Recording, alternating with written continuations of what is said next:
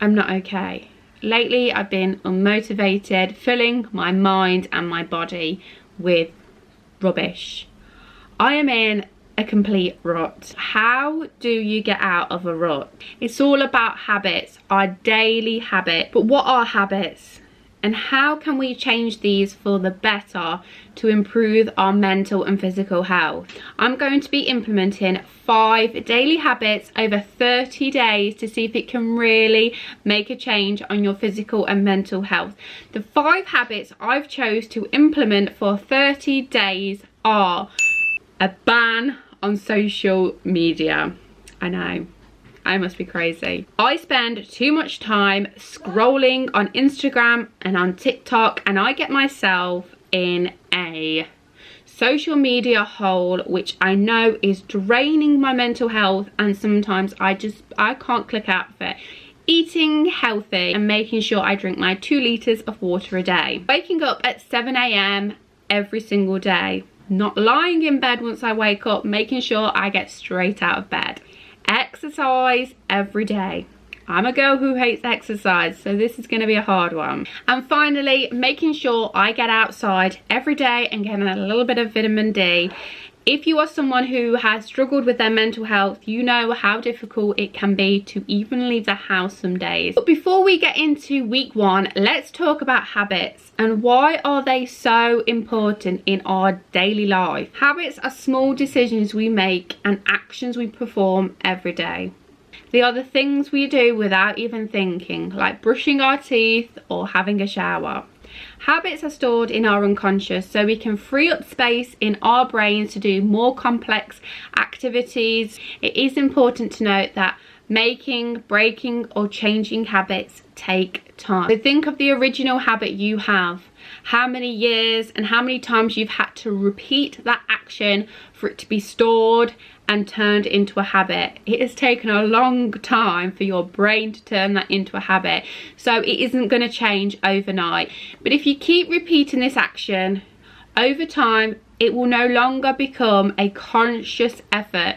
It will become an unconscious habit, and that's what we are trying to do. So habits are made up of 4 elements: cue, craving, response and reward. The cue triggers our brain to intake a behaviour. It is a bit of information that predicts the reward. Cravings are the level of motivation or desire. Response is the actual habit you perform. Finally, the response delivers the reward. The rewards are the end goal of the habit. If I give an example of one of my bad habits, I would say, and how this whole concept works with that.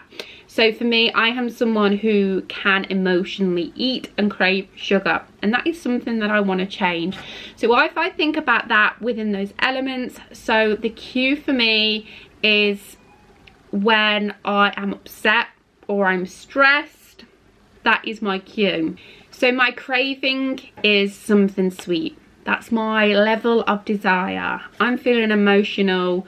I'm craving something sweet because I know that will give me a reward. The reward is the sugar hit. So my response is the actual habit that I perform, and that's eating chocolate. And finally, the response delivers the reward.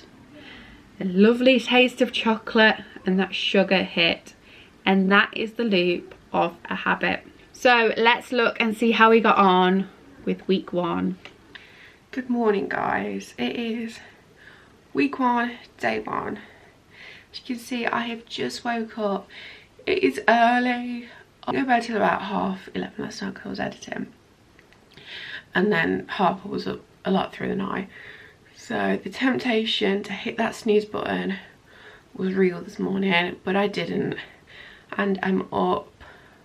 But the first thing I'm having is a coffee.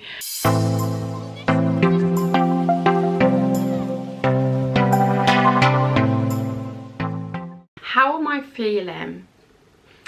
I'm feeling tired. I'm not yet feeling the positive effects. Yeah, I'm feeling tired. I'm feeling a little bit anxious. I feel sad that I rely on my phone so much. I've missed it, and I kind of wanted to start this thinking like, when I started. Oh, I don't even miss my phone. I feel so much better without my phone. But I'm not feeling that effect yet. I'm hoping that will come. I'm just feeling like I've lost part of me. That's so sad to say, because I know that it's going to be so beneficial for me, and already like today has been so much more productive. I just feel tired. I had a high protein breakfast this morning, so I'm kind of fueling my body with the right things. In today's workout, when does working out become enjoyable? Because I've not yet found that enjoyment from working out. I'm sure after I'll feel amazing, but at the minute I just put myself through it because it's meant to be good for you. So it is just gone 9 o'clock. We are all ready. I've got washing in, I've got washing dried, I've hoovered up, and we're about to go out. So that's a big achievement this morning, because lately I have not been wanting to get off the sofa. So yeah, I'm feeling really productive, and that's something which is definitely a positive. Yeah, we're gonna go out, we're gonna have a great day, and yeah. I want to quit. I wanted to pick the camera up because I wanted to kind of show the raw emotion, because that's what this is all about. So last night, which should have been something really exciting, just turned into pure anxiety. So I got confirmation that I was enrolled in the course that I'd applied for, and instead of feeling that excitement, I had a panic attack, and I just started self-sabotaging. Self-sabotaging. I just got in my own head, and I was actually awake all last night. 1, because Harper wouldn't sleep, and 2, do you know when your mind just can't switch off? And that's how I felt last night. And I was determined last night I was quitting this whole thing. I couldn't do it. I was tired, my muscles are aching. It seemed too much, it seemed overwhelming. In my head, I was like, I can't do it. I'm not good enough, I can't do it. And waking up this morning, I wanted to get on the sofa with some covers and just sit. But I know it won't make me feel better, it'll make me feel worse, and that's when you start getting in a cycle of it. If I quit, what am I going to gain? Nothing. Things will stay the same, and this is the whole reason of doing the challenge, because I'm not happy with the way things are at the minute. I'm not happy with the way I'm feeling physically and mentally, and like I said, if I quit, it won't change. If I continue, will it be hard? Yes, but the possibilities of change and feeling happier and healthier, more content, that is the whole reason we are doing this challenge, is to feel better. So quitting isn't an option. So I'm tired, I'm aching, but we're not quitting, we're carrying on. And I need to believe in myself more.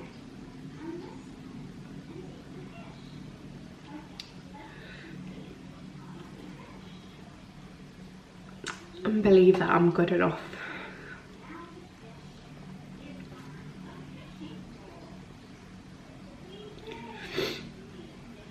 So we've had coffee.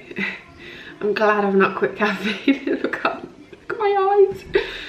So we've had a coffee.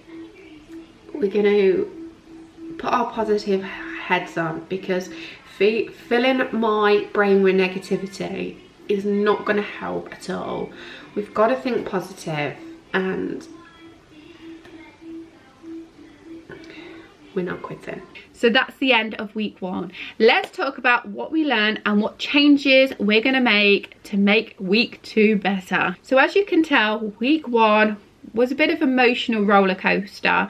I think I vlogged a few days, and when I kind of got to the end of the week, Harper wasn't very well, so I couldn't vlog. So yeah, we're just gonna have a recap of how the week went. So when we got to, I think it was about day 3, I was overwhelmed. I went to bed that evening and I could not sleep because my mind would not switch off.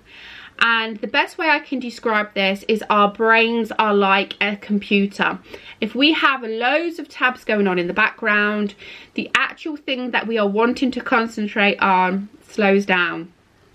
And that's exactly what was happening with my brain. I had so much going on, I couldn't actually concentrate on one particular thing. I just felt overwhelmed.